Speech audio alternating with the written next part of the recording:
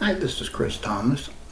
Just wanted to talk a little bit about this video instead of listening to the sanding that was going on.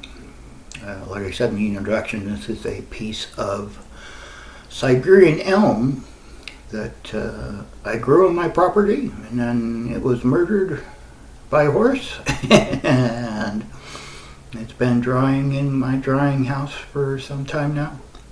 I think it's very pretty. And this is just rough sanding of that wood. Please bear in mind that this is not a safety video. I tried to do things safely. I was wearing protective equipment. Those cords are nowhere near as close to the machine as they look.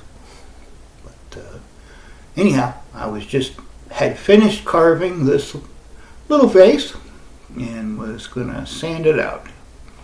And so I'm hitting it with some really aggressive 50 grit sandpaper because I want to get all the tool marks out. And the Siberian Elm is really tough. Well, we can see what we wound it up with. So thanks for watching.